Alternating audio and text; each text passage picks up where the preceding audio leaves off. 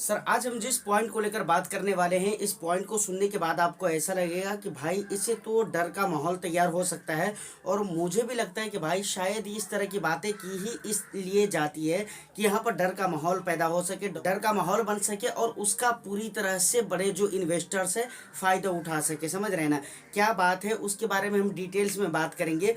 उसके बाद और भी बहुत सारी बातें आज की इस वीडियो में होने वाली हैं, तो वीडियो बहुत ही इंटरेस्टिंग होगी, इसलिए एक लाइक ज़रूर कर दीजिए, शेयर कर दीजिए। चैनल को अगर अभी तक आपने सब्सक्राइब नहीं किया है तो चैनल को भी ज़रूर सब्सक्राइब कर ले, क्योंकि इस तरह के इंटरेस्टिंग कंटेंट मैं लेकर आता रहता हूं। देखिए सर, जिस पॉइंट पे हम बात कर रहे हैं उस पॉइंट को कहने वाला कोई और नहीं है बल्कि रोबर्ट कियोस्की है। समझ रहे हैं ना, रोबर्ट कियोस्की। समझ रहे हैं, मैं शॉर्ट में लिख देता हूँ रोबर्ट कियोस्की।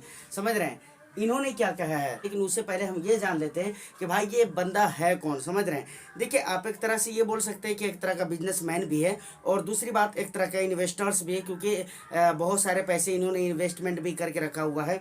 और अभी तक अगर आपने इसको नहीं पहचाना है तो आपको पता होगा कि एक बुक है रिच डैड पुअर डैड, उसका राइटर है रॉबर्ट कियोस्की। समझ रहे हैं ना, तो अपने आप में एक बहुत बड़ा मतलब पहचान रखने वाला बंदा है। समझ रहे हैं, तो इन्होंने क्या किया है, इन्होंने लगभग कल या परसों एक ट्वीट किया है। समझ रहे हैं, मैंने डेट नहीं देखा है, बस इसका ट्वीट मैंने देखा है और उसको मैंने स्क्रीनशॉट कर लिया है। वो स्क्रीनशॉट भी मैं आपको लगा दूंगा। समझ रहे हैं ना, तो आप उसको भी पढ़ सकते हैं, रीड कर सकते हैं। देखिए इन्होंने ट्वीट में तो बहुत सारी बातों को लिखकर रखा हुआ है, लेकिन फाइनल जो मेन पॉइंट है उसको मैं आपको बता रहा हूँ। इनके कहने का मतलब है, ये कहते हैं कि भाई मुझे ऐसा लगता है कि बहुत जल्द मार्केट में बहुत भारी वाली गिरावट आएगी और जब गिरावट आएगी तो मैं वहां पर पैसे निवेश करूंगा। समझ रहे हैं ना, अब देखिए एक सबसे ज़रूरी बात जो आपको समझना चाहिए कि भाई ये चीज़ आखिर इन्होंने ट्वीट कर दिया, मैं आपको बता रहा हूँ, ये बताने की क्या ज़रूरत है। देखिए सबसे पहली बात आप इस चीज़ को समझिए। मुझे लगता है कि अगर मैं आपको ये बोला कि ये एक बिजनेसमैन है या फिर ये एक इन्वेस्टर्स है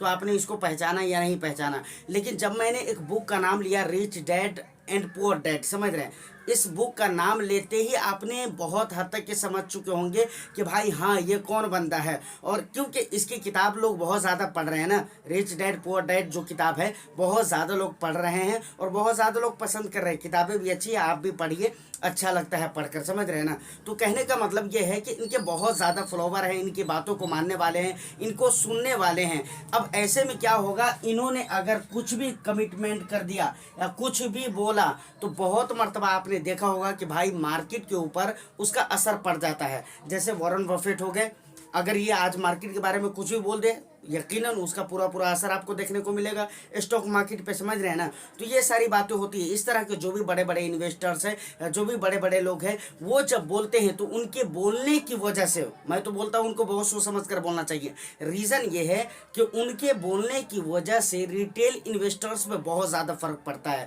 और स्टॉक मार्केट पे बहुत ज़्यादा फर्क पड़ता है। अब देखिए ऐसा नहीं है कि इन्होंने पहली बार ऐसा किया है, इससे पहले भी इन्होंने बहुत सारी बातें कही हैं, लेकिन आज तक मुझे नहीं लगता है कि कोई बातें सही हुई है। बहुत मरतबा ये बार बार इनका कमिटमेंट कुछ ना कुछ आता रहता है, लेकिन बातें सच्ची नहीं होती है। समझ रहे हैं ना, और ज़्यादातर लोग जो प्रिडिक्शन करने वाले हैं उनकी बातें स्टॉक मार्केट में सच्ची नहीं होती है। अब ये लोग ये सोच कर भी करते हैं कि भाई आज हम बोल दिए, जैसे इन्होंने बोल दिया कि मुझे लग रहा है, भाई इस पर तो लगातार बात हो ही रही है, इसको कहने की क्या बात है। तो हो सकता है इन्होंने पता नहीं क्या सोचकर बोला, लेकिन ऐसा भी हो सकता है कि भाई बोल दिए, ठीक है, अगर रियल मानों में ऐसा हो जाता है तो फिर हम तो कहने वाले हो जाएंगे कि भाई मैंने तो ऐसा कहा था। समझ रहे हैं, तो ये सारी बातें हैं।